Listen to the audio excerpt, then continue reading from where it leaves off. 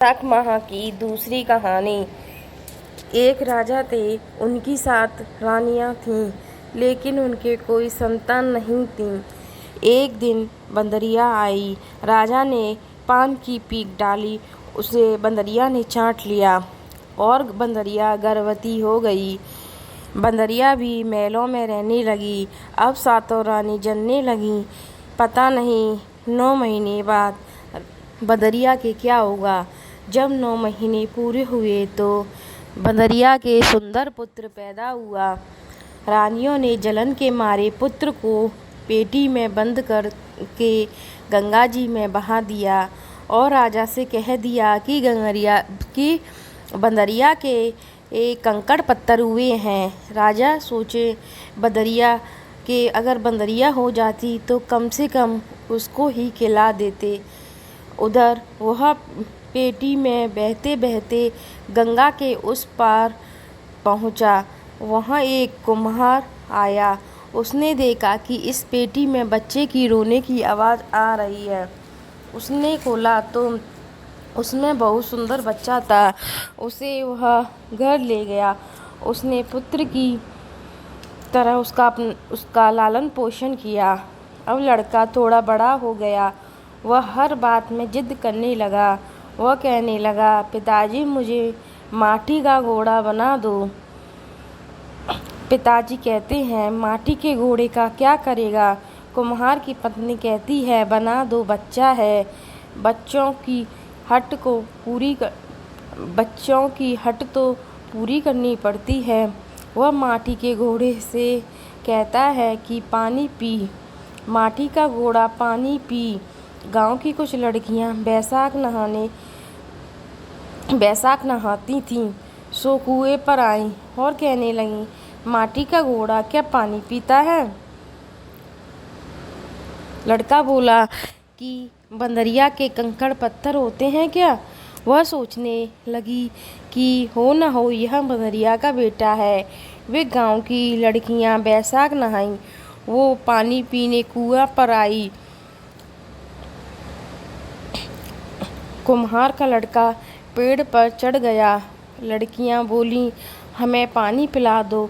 वह लड़का बोला, एक एक परिक्रमा देती जाओ और पानी पीती जाओ।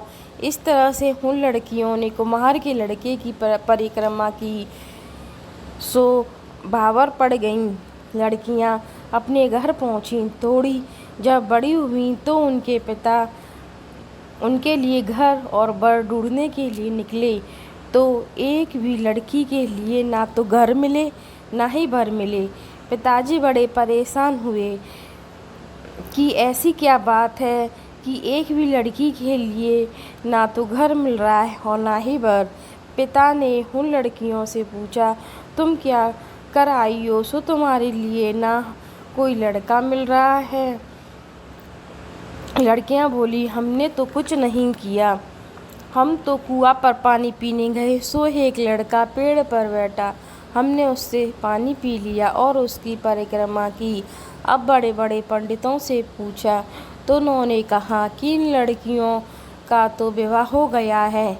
फिर पता लगाया एक राजा का बेटा है, वह कुम्हार के घर में पल रहा है और उसे बुलवाया।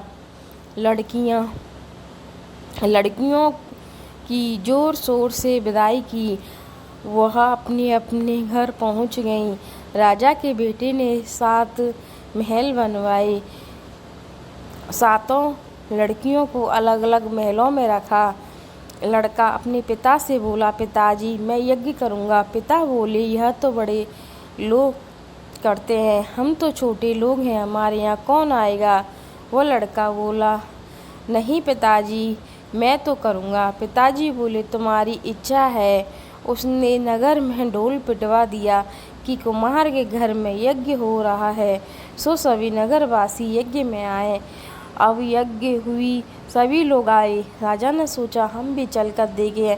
राजा और उनकी 7 रानियां भी आईं। लड़का बोला, मेरी बंदरिया मैया नहीं आई, जब तक वह नहीं आएगी मेरी यज्ञ सफल नहीं होगी।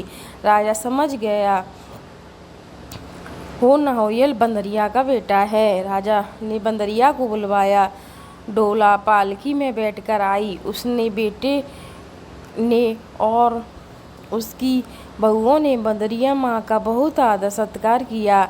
एक तरफ बंदरिया खड़ी और दूसरी तरफ बेटा, और उसकी आंचल से दूध की धार निकली और उसके मुंह में पहुंची तो राजा समझ गया कि यह लड़का बंदरिया का है और यह सब रानियों की चाल थी। सो